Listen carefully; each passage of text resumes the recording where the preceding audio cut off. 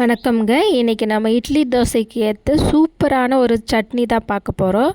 என்ன சட்னினா சௌசௌ சட்னி. பாருங்கள், சௌசௌ வந்து இந்த மாதிரி நல்லா தோல் எல்லாம் சீவிட்டு பொடியாக கட் பண்ணி வச்சுருக்கேன். அதுக்கு வந்து நான் தக்காளி வெங்காயம் கட் பண்ணி வச்சுருக்கேன். இப்போ வந்து ஒரு குண்டானில் வந்துட்டு வேக வைக்கிறதுக்காக நம்ம எல்லாத்தையும் சேர்த்துக்கலாம் ஒன்று ஒன்றா. தக்காளி வந்து ஒரு 2லேருந்து 3 தக்காளி எடுத்து வச்சுருக்கேன். வெங்காயமும் அதே போல் 2லேருந்து 3 வெங்காயம் எடுத்து வச்சுருக்கேன். நீங்கள் பொடியாக கட் பண்ணணும்னு அவசியம் இல்லை, பெருசாக கூட கட் பண்ணிக்கோங்க. நம்ம கடையிறது கொஞ்சம் ஈஸியாக இருக்குன்ட்டு நான் அந்த மாதிரி கட் பண்ணியிருக்கேன்.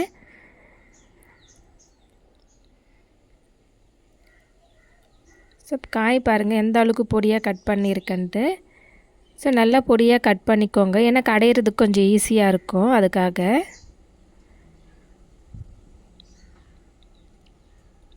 சரி, இப்போ எல்லாத்தையும் ஒன்று சேர்த்துக்கலாம். பூண்டு வந்து ஒரு 10லேருந்து 15 பல் பூண்டு சேர்த்துருக்கேன். நீங்கள் பெரிய பூண்டாக இருந்ததுன்னா நீங்கள் ஒரு 10 கூட சேர்த்துக்கலாம். நான் வந்து ஒரு 6-7 பச்சை மிளகாய் சேர்த்துருக்கேன். எங்கள் காரத்துக்கு ஏற்ற அளவுக்கு சேர்த்துருக்கேன். உங்களுக்கு கம்மியாக கூட சேர்த்துக்கோங்க. அதே போல் வந்து பருப்பு கூட இதில் சேர்த்து கடையிலாங்க. பருப்பு சேர்த்தோம் அப்படின்னா அது கொஞ்சம் டேஸ்ட் வேறு மாதிரி இருக்கும். ஸோ நம்ம இப்படியே பருப்பு சேர்க்காமல் வெறுமனுக்கு காய் மட்டும் வேக வச்சு கடைஞ்சோம் அப்படின்னா அது டேஸ்ட்டு நல்லாயிருக்கும். ஸோ இப்போ காய் மூழ்கிற அளவுக்கு தண்ணி சேர்த்துக்கலாம். நிறைய தண்ணி சேர்க்க வேண்டாம், ரொம்ப தண்ணி ஆகிடும். ஸோ இப்போ மூடிடலாம், வேகட்டும். ஒரு 10 நிமிஷம் போல் வேகட்டும்.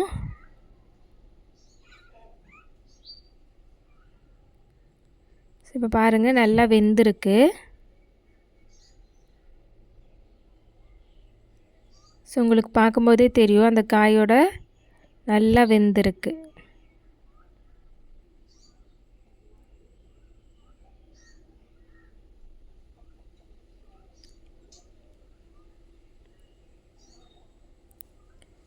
ஸோ இப்போ நம்ம கல்சட்டி எடுத்துக்கலாம். கல்சட்டியில் மாற்றி நம்ம இப்போது காயை வந்து கடைஞ்சி எடுத்துக்கலாம். உங்களுக்கு கல்சட்டி இல்லை அப்படின்னா கூட மிக்சியில் வந்து ஒரு 2 திருப்பி எடுத்துக்கோங்க. ரொம்ப பேஸ்ட்டு அரைக்க வேண்டாம், டேஸ்ட்டு மாறிடும் மிக்சியில் அரைக்கும்போது. ஸோ இப்போ நான் கல்சட்டி தான் யூஸ் பண்ண போகிறேங்க. ஸோ கொஞ்சம் இது வந்து ஆற வச்சு எல்லாம் அரைக்க வேண்டாங்க, ஏன்னா கடைய முடியாது. அதனால் சூடாக இருக்கும்போதே கொஞ்சம் நம்ம வந்துட்டு கல்சட்டியில் மாற்றி கடைஞ்சி எடுத்துக்கலாம்.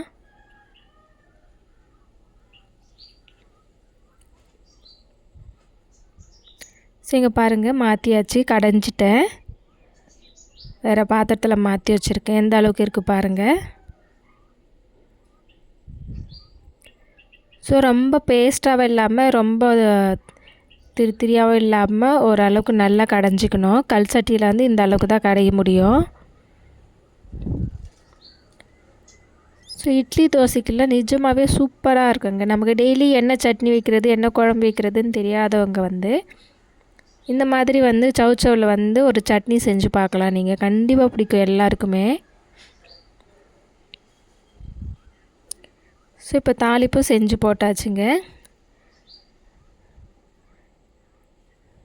தாளிப்பில் கொஞ்சம் மஞ்சத்தூள் சேர்த்துருக்கேன். ஸோ எனக்கு காரம் ஆல்ரெடி நிறைய இருந்துச்சு, கரெக்டாக எங்களுக்கு போதுமான அளவுக்கு. அதனால் நான் வரமிளகா சேர்த்துக்கல. நீங்கள் தாளிக்கும் போது வரமிளகா காரம் செக் பண்ணிவிட்டு உங்களுக்கு ஏற்ற மாதிரி சேர்த்துக்கோங்க. ஸோ பார்க்கவே ரொம்ப சூப்பராக இருக்குது பாருங்கள்.